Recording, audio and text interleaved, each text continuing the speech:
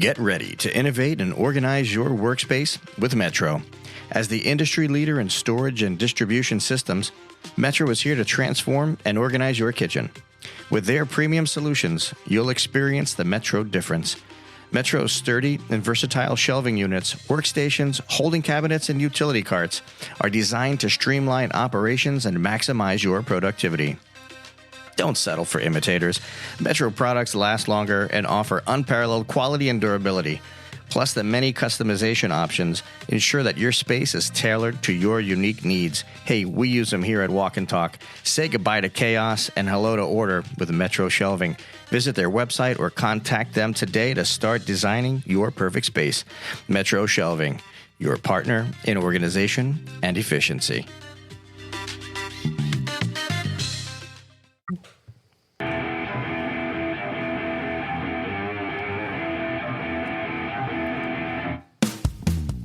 Hello, Food Fam. This is the Walk and Talk podcast, where you will find the perfect blend of food, fun, and cooking knowledge. I'm your host, Carl Fiadini. Welcome to the #1 food podcast in the country. We're recording on site at Ibis Images Studios, where food photography comes alive and I get to eat it. If you missed it, last week we had food writer Amy Drew Thompson, and we spoke about all things grilled cheese. You need to go check it out. It was a delicious episode, if you will. I want to give a big thanks to Vicki Webster, owner of Happy Tales Farm, for providing the goat meat and ham for today's delicious dishes. Find out more on Facebook at Happy Tales Farm. She's super cool, small, independent farmer, and you know what? Check her out. Walk and Talk is going to be on site at the University of Tennessee this month to cover an episode of Kitchen Storage Makeover. This is an amazing contest created by Metro Storage and Distribution Systems. Walk and Talk's own Pooch Rivera and Glenn Haggerty of Pius Media will be capturing all of the behind-the-scenes action. Actione. Learn how to become a contestant on IG at Metro Food Service. Yeah, something was happening with my voice there. Don't you dare judge me until you do this yourself. All right, our guest this week is a powerhouse in culinary education with 30 years of experience and a knack for transforming budding chefs into champions. Oh, wow. With accolades like Indiana New ProStar Teacher of the Year and the National Presidential Medallion from the American Culinary Federation. Her impact is undeniable, but it's her students' impressive achievements that truly showcase her expertise. Chef Susanne Grier is on deck. More on that in a moment. Jefferson, jump into that pre-shift, baby. Explain the dishes. We got goat and all kind of good stuff. By the way, that Sammy was fire. Yeah, it's just, when you have, like I told you guys yesterday, the one bite was just exquisite. And when you have somebody like Vicky and her family that raise chickens and raise goats, and then, her daughter does the soap, and they do goat cheese and goat milk and so on and so forth, you get to really taste their passion, what they have for the well-being of the animal welfare for that. And they gave me a leg that actually had the shoulder included on it. So it was really cool for me to fabricate that. And then we marinated it, brined it for 3 days in jerk and coconut rum. And then we smoked it yesterday with some hickory smoke. And it came out phenomenal. It was just unbelievable.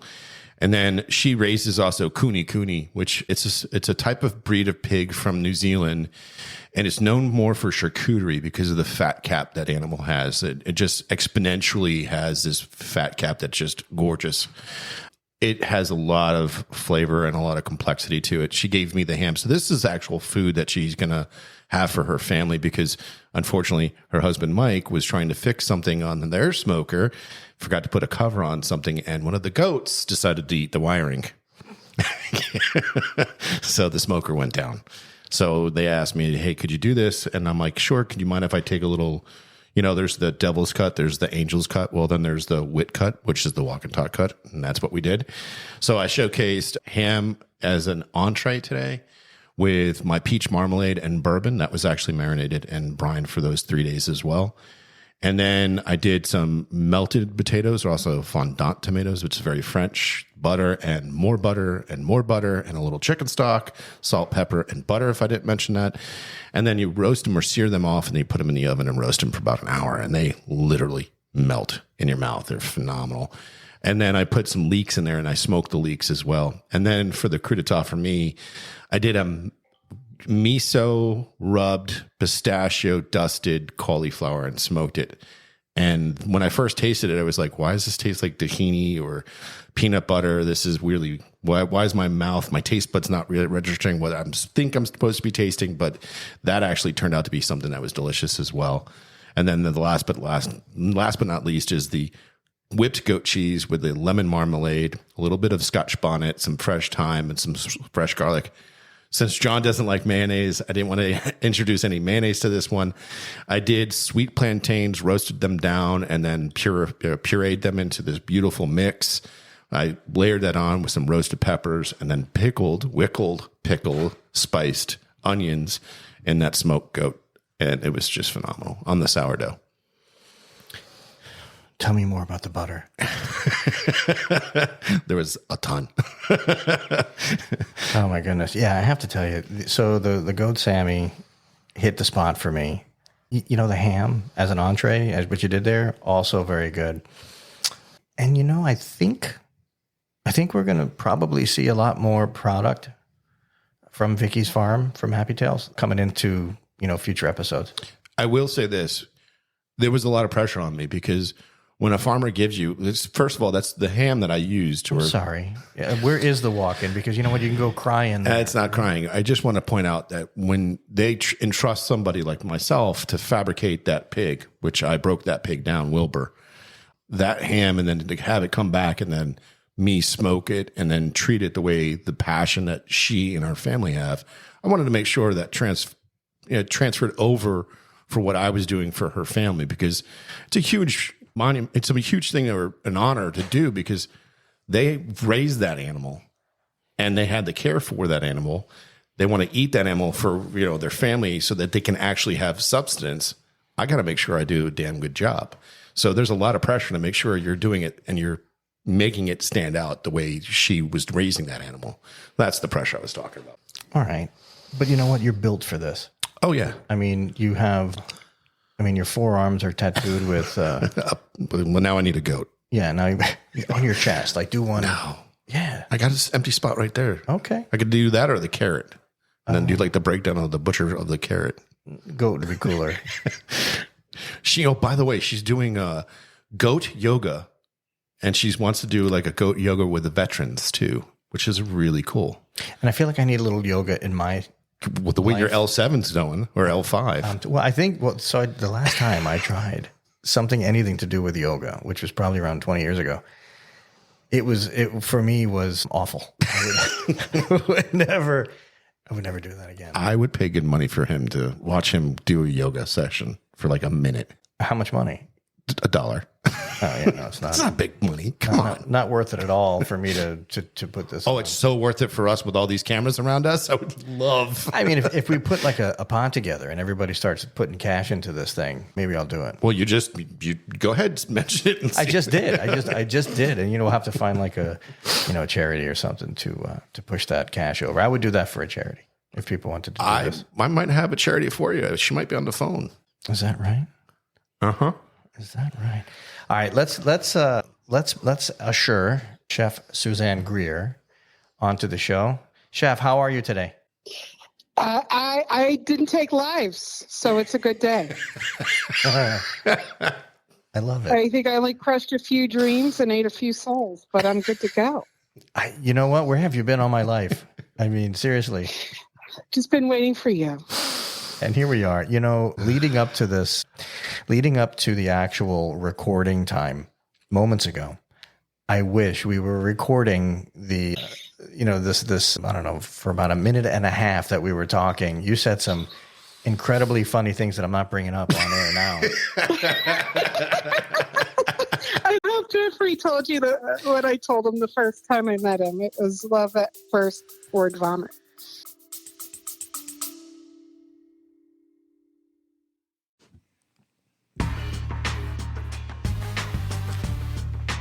Walk and Talk podcast, now sweetened by Noble Citrus.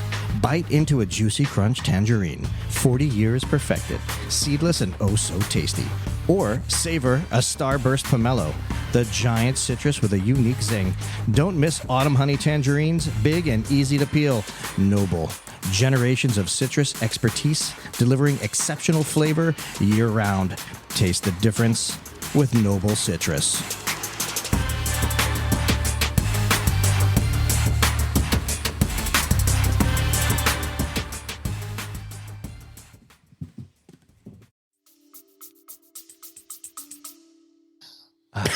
I love it. I really do. You guys are two peas in a pod. I warned you that she's the female version of me. Yeah, that's scary in every single capacity. You have no idea. It was very scary for me. And I'm like, you are me and the females. We went to Alone Shaya's restaurant when we were in New Orleans, when we first met. Yeah. And I can't even tell you the words that she, off air I will, what she said to Chef Alone Shaya. Yeah. It's that bad. All right. Because we can't talk about it, and that is not fair to the audience. Really, it's not fair. It's not fair to me right now. My sincere condolences. Indeed. All right, Chef, why don't you take a minute and frame out who you are and how long you've been in the industry, and then we'll dive into some questions. Okay. Well, I started at 17 washing dishes. And it's pretty interesting because the catering company said, we normally do not hire females. And I'm like, well, put me on a trial. And they're like, we should only hire women to do dishes. I'm like, okay, whatevs. But here's a high school student that was excited to come home. This is, pre-Food Network. Remember the series Great Chefs? Great Chefs of the Southeast, Great Chefs of the Northeast that was on PBS. Back in the day, I'd run home and watch that. So me getting a job in a restaurant, I was pretty excited. And they had like a baking area. And, here's this 17-year-old kid asking the bakers, why didn't my rolls rise? Why didn't this? They're like, why are you asking? Like, you're asking way involved questions. And I moved up within there. But my dad said, I'm not sending you to culinary school because that's not a real profession. And at that time, we made an agreement. I could major in fine art if I got an education degree. So I went to a small liberal arts school out in Iowa called Coe College, where I got my fine art and education. But guess what? I kept on having my toe in that hospitality industry because it's the only industry that I felt normal. I felt accepted. I felt I could be myself. And it's really weird, existing where you feel like you're a dangling participle, like you do not belong. But to suddenly walk in a kitchen and find your tribe is very like soul fulfilling. And after I did my student teaching, I was certified K through 12 art ed. My elementary teacher I worked with, she said, Susanne, if you do not teach, you're doing a disservice to children. I mean, that's a pretty powerful thing to hear. I love kids. I love the process. I love watching people learn. But it's the politics of education that I was like, I'm not ready for this. It just fires me up too much. So I went back in the industry after I graduated, and I worked with a wonderful chef mentor, Chef Matthew Line, out of Cincinnati. When I was working with him, he encouraged me to go to culinary school. So I went to a night weekend program that Sullivan University had and moved down there, and I became a corporate executive chef pretty fast and met my husband, moved to Ohio. And it's interesting because when we got transferred to Indiana, I felt it was time to go back into education. And I came to teach at Ivy Tech Community College, baking pastry arts. And then I started judging ProStart in skills. And I'm like, this is some pretty cool dynamic stuff. And I tapped into that community. And, life is very serendipitous. There was a point in my life where both my parents were sick. My dad passed away. And in between my dad and my mom passing away, there was 31 days apart. So they passed 31 days apart, a month shy of their 50th. Colleague of mine, Brad Narrett's like, have you thought about teaching high school? And I was like, shoot, yeah, let's do it. you can call it a God moment, you could call it, universe moment, but I felt like I was called to do that. And I taught at J. Everett Light Career Center on the north side of Indy for 3 years. But my daughter's autistic, and driving an hour each way was just not conducive for our life. So my local school district, Center Grove, they approached me to start their culinary program. And I've been here for 5 years, and just the impact, I always say being a career tech educator, you not only have to be a very highly proficient educator, but you also have to know your craft. Because, I'll tell you what, the kids can smell a rat a mile away. So you better know exactly what you're doing and how you're doing it.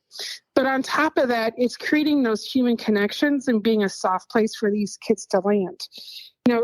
Here today, I'm teaching about knives and smallwares. And then in my Culinary 3 class, we're reviewing measurements. And I noticed one of my students was gone, that I have a good relationship. Come to find out that individual's parent passed away unexpectedly. And the amount of kids that have experienced profound loss, all the different social dynamic aspects, I get it. I'm there for them. My heart goes out to them. So, you could be told one thing that's just absolutely devastating and then turn around and have to teach a class, but respect that student's privacy. And I think through that process, the kids feel safe. They feel welcome. They don't feel judged. It's amazing how supported I am with my admin here at the high school, the school board, and just the community in general. The outpouring of support. When I've taken them to, one of my students went to nationals, her parents were all in and very, very supportive. Of course, not everything's sunshine and rainbows, but it's where I need to be, and it's very fulfilling, but it sure does have its challenges. It's pretty amazing, everything you've said so far, because that's the so whenever you're in a leadership role, mentorship role, you're in charge of something. Obviously, when you're dealing with your students, your personnel, just people, employees, whatnot, you must understand and respect what's happening, in somebody's life. And that's just what we should all try to attain. How long, Susan, chef, have you been as a chef, how long actually have you been in that title? Oh, I would say probably about 10 years. And as an executive chef? And as an educator, how long? 12. Okay. So what is it that actually inspired you to transition from, a successful culinary career to a more dedicated role in education? Well, when I was a chef in Dayton, Ohio, my husband came home and said, we're being transferred to the greater Indianapolis area. Yeah, I always tell my students and people I mentor, listen to the song of your heart.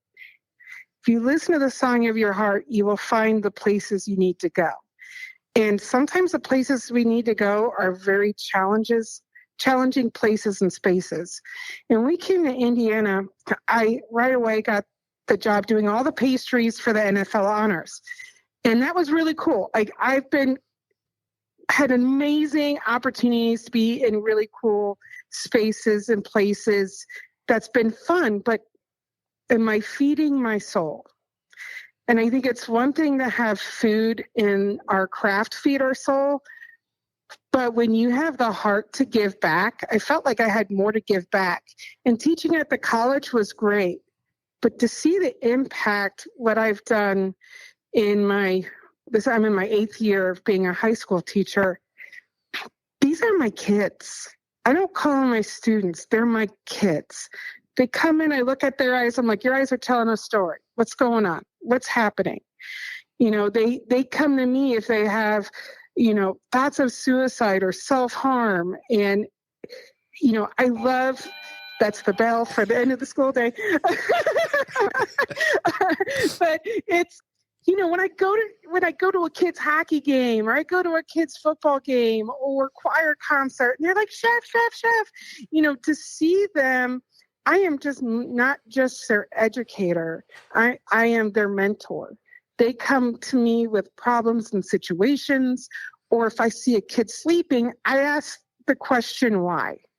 If I see a kid that's misbehaving and making poor choices, I ask, why are we acting like this? What's happening?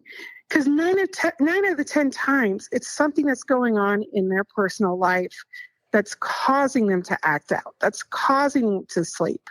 At my previous school district, I had this really cool student, awesome kid, and he suddenly started sleeping all the time. So I was like, dude, why are you sleeping all the time? What's happening? He's like, chef, my mom lost her job. Okay, 18-year-old senior kid. And I'm working third shift at FedEx. Do you think I showed that kid compassion and kindness? Absolutely. You are supporting your complete family. And I just said to him, I got you. You just are still required to do the work. But I understand it if you got to take a snooze, because supporting your family, paying the rent, putting food on the table is more important than the content I'm teaching you. And sometimes what I teach is important, but I'm also teaching daily life lessons of just how to be a good freaking human being. It's super important to, when you come across a situation like that, communication is so important. Just the fact that you're reaching out and acknowledging that, hey, you're having something terrible going on in your life, and you being the educator, you're being respectful and professional at the same time with a student with an issue. That's the first step. Growing up, 70s, 80s, you didn't really get that. It wasn't the same. There was a disconnect, a little bit different. The overarching thing I hear all the time, you're not like the other teachers. I don't want to be like the other teachers, but I'm also teaching you guys how to be good employees, good humans. Like I tell my kids, if I put you in a restaurant, you're coming with my name. I am backing you. And like that alone, they understand the heaviness and the importance that I believe in you enough to send you to one of the best bakeries in my opinion, one of the best bakeries in Indiana, Leviathan. I know those guys. I know they're going to take care of my kids and be respectful and be thoughtful with them. And it's also providing an opportunity to all kids. It's amazing how many students I have who have different disabilities or muscle issues or intellectual disabilities. I firmly believe everyone has a place at the table, but everyone's place setting is different. So you have to modify and adjust to that individual. That kid that has really profound autism that's really good at doing repetitive things, he has a place in our industry. That individual that has some intellectual disabilities that can work and be present in a kitchen and do some minor things, let's bring them on. And, when you're managing a classroom, you have every aspect of the social economic diaspora and intellectual prowess. I mean, I had everything from the top 20 student out of 650 kids all the way down to a kid that's just in here to learn social interaction. So it's hard to meet everyone's needs at the same time, but you find a place to meet. And on top of that, I always get frustrated when I hear industry chefs go, oh, that's teaching. That's where, people who can't cook, that's where they go. Well, I challenge anyone to teach your craft to students. And how do you make it entertaining, embracing, engaging, and then understand what they're learning versus the output? Yeah, that's something it's that not easy. You and I have talked about that before. I mean, because I worked on the sales aspect of it, and I was like looked at as you gave up, so you're out of the industry, and that's like and what was the old saying? Those that can't handle it could teach it, and I think that's completely wrong. I think because we all need mentors to teach, we all need people to teach. When you and I, Carl, I'm pointing at you. You and I met one of her students who was a success. and we texted Suzanne, and he was at the World Food Championship. If you're expecting me to remember. Brady. Oh, okay. Oh, okay. Yeah. Brady, yeah. Yep. Brady Cool actually guy. won. Yeah, he went through the competition. I think it was something he was from. Wasn't he doing Pro Start, or how did he get there? What was his story? Was he doing pastry? What was he doing? No, he was doing so one of the competitions. They mentioned his name from being in Indiana, and I had asked him, "Do you know Susanne Grier?" And he's like, "Oh my God, she's my chef." And that's when I called Suzanne. I was like, "Hey, by the way, I got our son here." Well, and you've worked with Macy Runkle too. You got to meet Macy at one of the national competitions. I always say, once my kid, always my kid. It just doesn't stop. Now, I worked with Brady when I was an adjunct professor at Ivy Tech Community College. That's where I met him. Really dynamic student, and he's worked with some of the other chefs within the Indianapolis community, and he's part of Team Indiana. So those guys are all rallying up for the World Food Championship that will be here in November. And that's how he ended up going to the World Foods. He's just such a quality individual that has a very thought-provoking and powerful story. And when I knew you guys were down there, I was like, you got to talk to this guy. He's engaging, dynamic. He's, the kind of person you want to talk to. Well, that's interesting. So as an educator, how do you, is there a particular strategy that you employ to prepare students to get involved in high stake competitions? Whether that's regional or national or whatnot. I mean, is there something that you do to kind of, get them ready for that? I look at the individual student. I don't look at their GPA. I look at who they are. What is your interest? Is this your passion? Is this what you really want to do?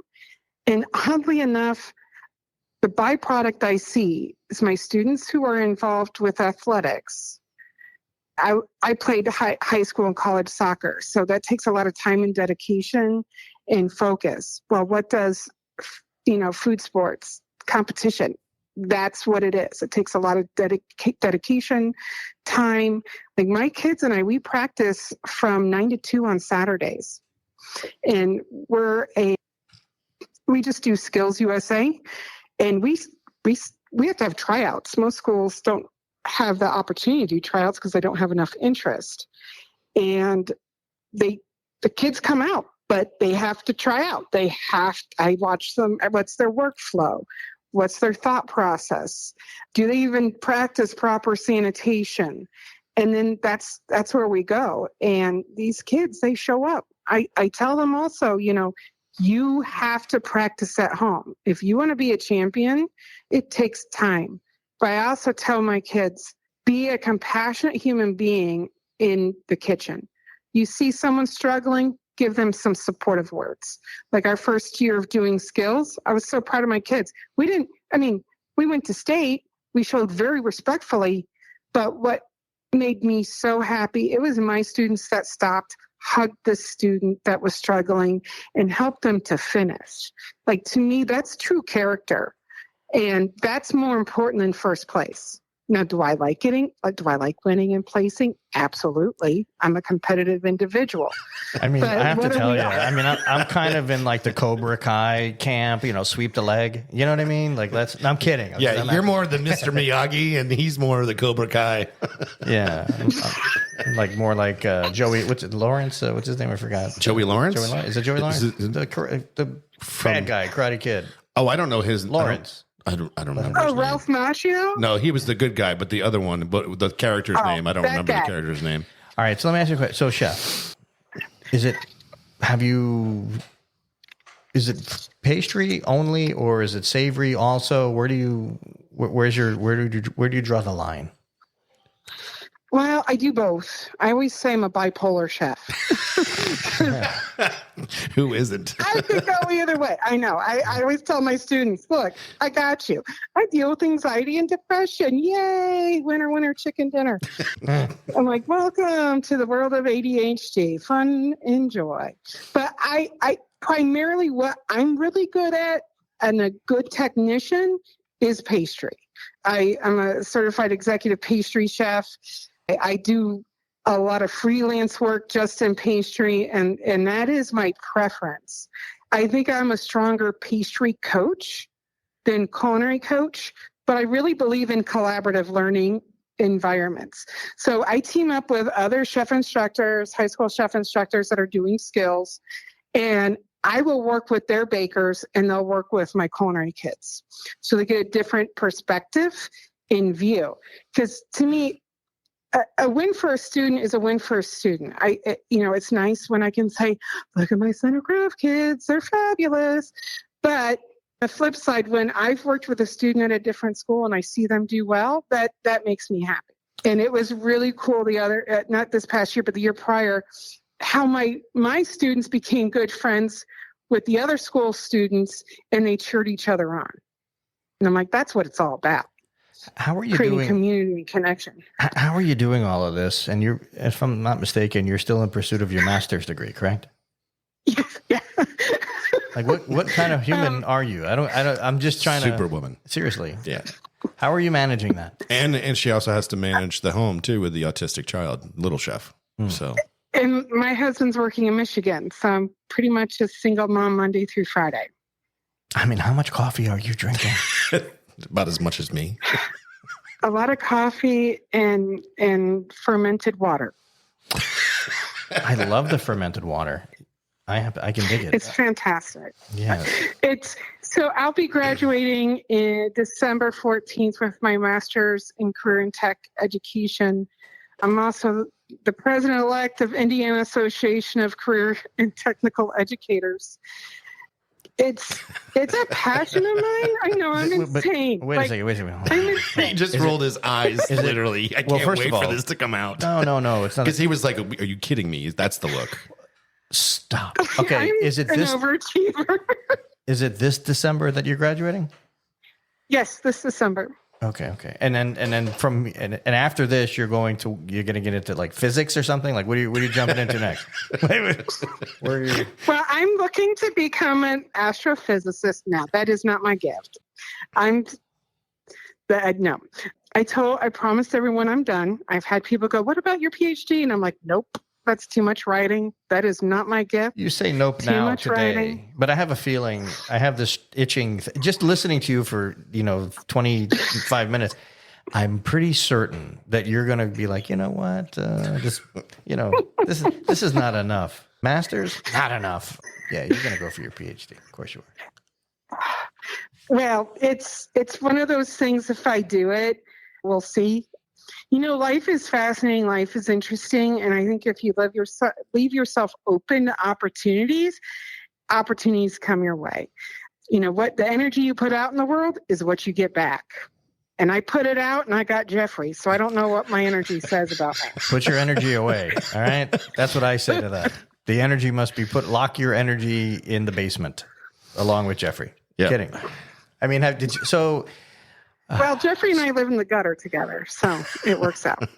No, this is Jeffrey's like Chunk over here, not Chunk. You're Goonies. Goonies. Yeah. Hey, you guys. Chocolate. Baby Roof. Okay. Baby. We're off the See, but you did that. I did it, but I didn't realize you did that. I should have realized, squirrel. Yes, I should have realized that by opening that door, you guys were going to fully just dive through it. All right. In what ways has your leadership within the American Culinary Federation, how has it shaped the future of culinary education? That's a great question. A lot of my local chapter members say I'm a glass ceiling breaker. And it takes a lot. It takes a lot of perseverance and a lot of gusto to really want to break ceilings and be that flagship person. And I was the first female chapter president of the Greater Indianapolis ACF. And what I was really proud about our chapter is our sheer diversity. People think of ACF, I don't think they think of diversity. At our local chapter, it is 50-50 on gender we have 31 different flavors of humanity. There's not one monoculture. But what's happened is we created and cultivated this culture where educators come to our meetings more and more and more. I mean, if you're going to say the industry standard of excellence, let's be that. And our local chapters really has embraced it. Plus, it's our local chapter that does all the judging and evaluations essentially for skills. Then we all go up to Pro Start and do it. And it's creating community. And, it depends. You're the flagship person. You're selling the juice. And I think over the years being active here, just locally, it's growing. And I was really excited because last year was the first year ACF did an educator summit, and it was absolutely outstanding. It was great. This year they did it, and it was good. It was good. It was very solid. And it's interesting when you look at what high school culinary educators have to worry about versus college culinary educators and what they have to worry about. College culinary educators don't have to worry about IEPs, where we do, because that's a legal document. So we always have to be able to pivot and adjust and create a classroom where everyone is accepted. Where when I taught college, I didn't know what people were dealing with. I mean, it was kind of ironic that my first semester teaching college, I was like, what's up with these two? Because I can't come out and say, hey, do you have autism? Hey, what's going on? But they offer, I had these two kids. One had Tourette's and one had autism. I was like, oh, this is going to be interesting. But I feel with educators, we're constantly looking for continuing education opportunities, and that's what ACF provides. So I don't know if I answered your question too much or not enough. I think it was answered in the most perfect way. What chapter? Okay, right. Where are you? Where's your chapter? Indianapolis. How many chapters? Is there only one in Indy, or is there? So in Indiana, we have 3 active ACF chapters. One is South Bend, and one is Northwest Indiana. Okay. So you're pretty excited about this year with the World Food Championship actually going to be being held over there. I'm a certified eat judge now.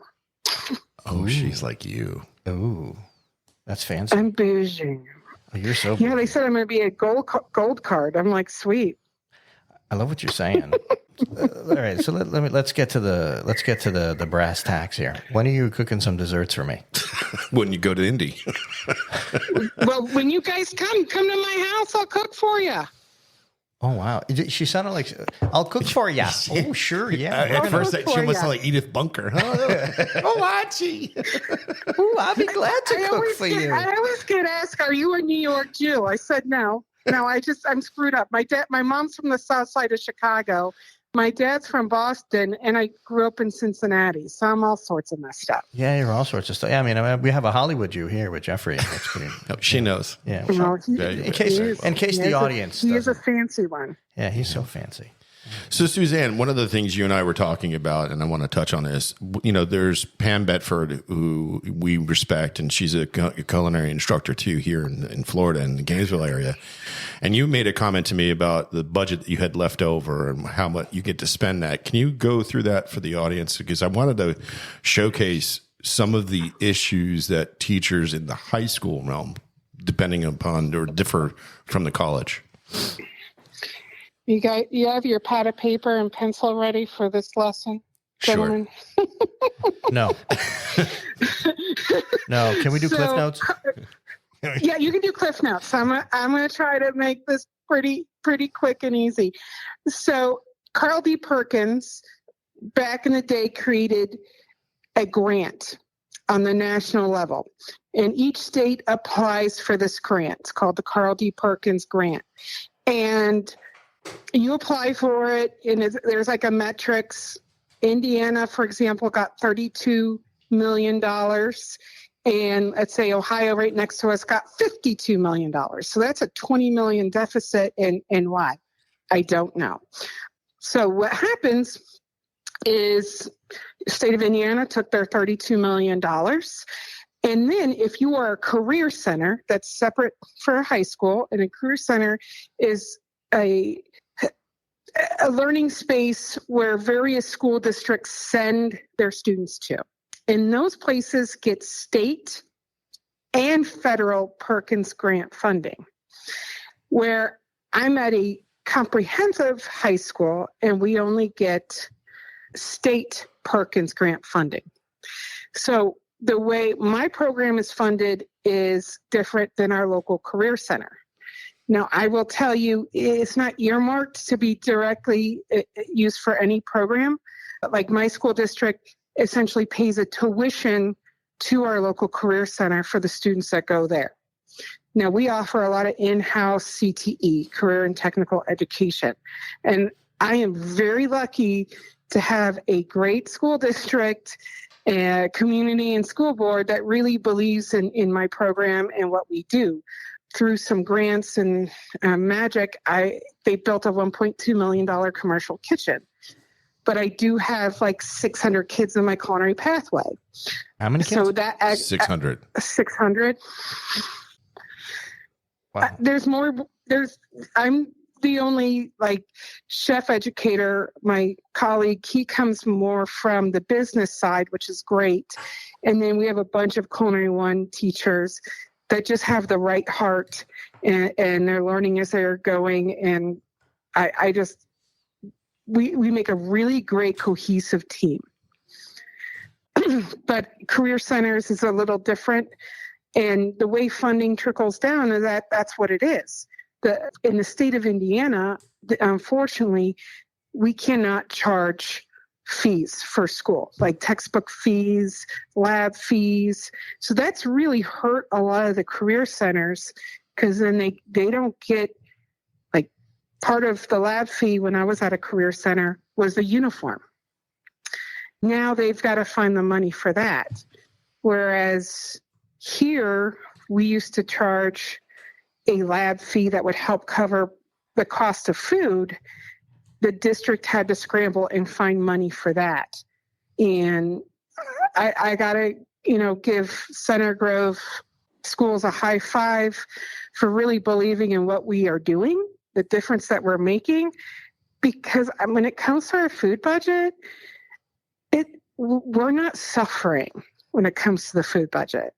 Now, the struggle is sometimes teaching people why we need certain things and then finding the money for certain equipment to help, support the program, if that makes sense. It does, but I think money is always the biggest challenge when it comes to education. Well, maybe, what? I take that back. Because there's a ton of money on education. I don't know if it's being applied properly. Well, like what she's talking about is like, how many saute pans and pots do you need? Right. 18. Like I need 18 large saute pans. Well, those come in all kinds of different price points. I have to use up this from a grant, $325. We all know that 18 saute pans are going to be more than that. But it's finding ways to have your program supported. In other scenarios, there are programs out there in small communities. They honestly have no idea where they're getting their money to help support their programs.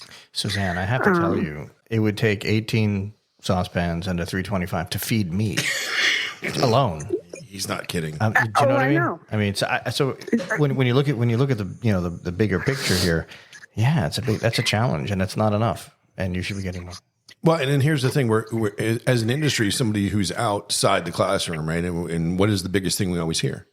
We can't find help, but yet we're going to then ridicule people for going to help educate that next generation to become chefs, and it has to be done by somebody. So what I'm trying to say is stop. Well, what's interesting is I've been on part of different legislative committees to legislate the legislators, to educate them. And this was right before COVID, and I went in and was talking to my representative. They were using a metric of data that was from the fast food industry in 2014. So they were saying that we're low need. We're low need and low income. So they didn't feel to put the money forth to really support culinary, where they're going to support STEM even more. Because that's what each state does and how they decide how to fund certain pathways. And when I told my local representative, this is wrong, I have chef friends that make over six figures. I have people call me all the time looking for employees. If you invest in your culinary program and we bring in our community restaurants into our facilities to meet and work with our students, you're going to create an environment where people want to work for you. You're going to create an environment where people feel supported and then they show up. But if you're not putting your money in an industry where there's a dire need, like anyone can show up to a restaurant these days and get a job. We are supplying a fill for the need. But these politicians really, I'm like, where do you get your information? Talk to Indiana Restaurant and Lodging Association. Those guys have a lot to say about needing employees. Well, and that's the thing, right? I mean, we're trying to create this next generation. Have you gone to like country clubs and talked to those chefs, especially within your chapter? I know, like, we used to have a place in Palm Beach called the Lord's Place, and may he rest his soul, Robert Coleman was a chef there. And they were taking people that were homeless and then giving them the education to go into the classrooms. And one of the things and how they were funded was Cheney Brothers, which is a small supplier here in Florida. Mm-hmm. They would give them and donate to them. And then, like, some places like Joseph Waters, who who was my first VP over in ACF of Palm Beach, he would donate equipment. If they got new pots and new pans, they would take the old ones and donate to them. Do you have kind of that collaboration with your chapter members that they can help out, maybe fill those voids of those different equipment? Can you do that?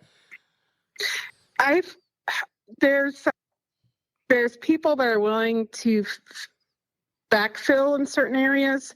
We do have a really cool program here in Indianapolis called Second Helpings. And actually, Brady's a graduate of this program. So they do hunger relief. You okay? Oh, that. So hunger relief. And I would love to have, to get involved with that in some way. So, I mean, how could we get involved? Well, they have a great website. I'd go to, I think it's secondhelpings.org. And they do this wonderful I think it's now to a 6-week program where they give people that are in transition in jobs, homeless, finding work, to people that are transitioning from halfway houses or previous incarceration. They give them wonderful job training to get them out there. Plus, they can go directly to Ivy Tech and already have some, like a better term, dual credits, and then they can attend and get their associate's degree in culinary or baking. They get wonderful support within our community. Unfortunately, I don't really know enough to really talk about the exact way you can help, but I guarantee if you go to their website, there's places to donate and ways to volunteer and support. Well, I'll tell you what, Chef Susanne, you are a cool cat, and I'm glad. I'm super glad to have met you this way on air, and I do look forward to meeting you in person. And I'm holding you to this whole pastry thing. Like, I want to try your stuff. Well, you're going to come down to the country because I live out in the country, and we will eat some local food from local farmers, and I'm happy to host a wonderful dinner at my house with you guys. Looking forward to that. I appreciate you being on the air today. Vicki Webster, thank you again for the donation of lovely, lovely products from the farm, Happy Tales, here in Florida. All right, Jeffrey, John, Chef Suzanne, thank you. We are out.